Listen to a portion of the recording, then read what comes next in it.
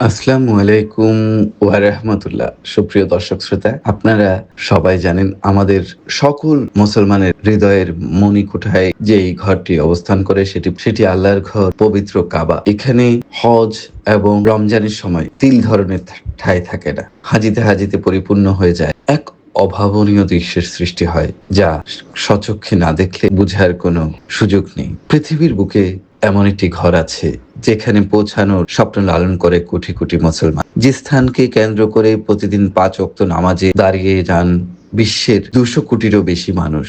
সেই স্থানটি হলো পবিত্র কাবা। সৌদি আরবের পবিত্র মক্কা নগরীতে মসজিদুল হারামের কেন্দ্রস্থলে দাঁড়িয়ে আছে এই মহান ঘর। ইসলামী ইতিহাস অনুযায়ী মহান আল্লাহর নির্দেশে এই ঘর নির্মাণ করেন নবী ইব্রাহিম আলাইহিস সালাম এবং তার পুত্র নবী ইসমাইল আলাইহিস সালাম। শতাব্দীর পর শতাব্দী ধরে এই কাবা হয়ে উঠেছে মুসলিম উম্মার ঐক্য ও ভালোবাসার প্রতীক। রমজান মাস এলে এই পবিত্র স্থানে পরিবেশ যেন অন্য এক আবহে রূপ নেয়। চারিদিকে হাজার হাজার মুসল্লির হৃদয়ে অগাধ ভালোবাসা আর চোখে অশ্রু দিয়ে ছুটে আসেন আল্লাহর ঘরের সামনে। দিনভর রোজা রাখার পর সূর্য ডোবার সঙ্গে সঙ্গে মসজিদুল হারামের প্রাঙ্গণে শুরু হয় ইফতারের অপূর্ব দৃশ্য। সারি সারি খেজুর, পানি আর সাধারণ খাবার নিয়ে হাজার হাজার মানুষ একসাথে ইফতার করে।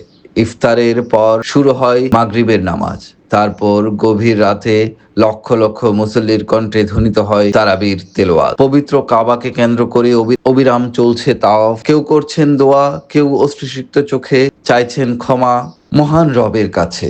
বিশ্বের নানা দেশ থেকে, নানা ভাষার, নানা সংস্কৃতির মানুষ এসেছে, কিন্তু সবার লক্ষ্য একটাই, আল্লাহর সন্তুষ্টি অর্জন। আমাদের নবীজি, প্রিয় নবী হযরত মুহাম্মদ মুস্তাফা সাল্লাল্লাহু আলাইহি ওয়াসাল্লাম এই কাবা ঘরকে মক্কা বিজয়ের পর মূর্তিমুক্ত করেন, প্রতিষ্ঠা করেন আল্লাহর একাত্মবাদ। আজও এই ধারা অব্যাহত আছে। কাবার চারপাশে প্রতিটি মুহূর্তে ঘুরছে মানুষের স্রোত, যেন ভালোবাসা, বিশ্বাস আর ইবাদতের অনন্ত ধারা। রমজানের পবিত্র এই সময়টাকে কাবা শরীফের সামনে দাঁড়িয়ে করা একটি দোয়া, একটি অশ্রু, একটি ক্ষমা প্রার্থনা মুমিনের হৃদয়কে নতুন করে জাগিয়ে তোলে। পৃথিবীর যেখানেই থাকি না কেন, আমাদের হৃদয়ের কিবলা একটাই, পবিত্র কাবা।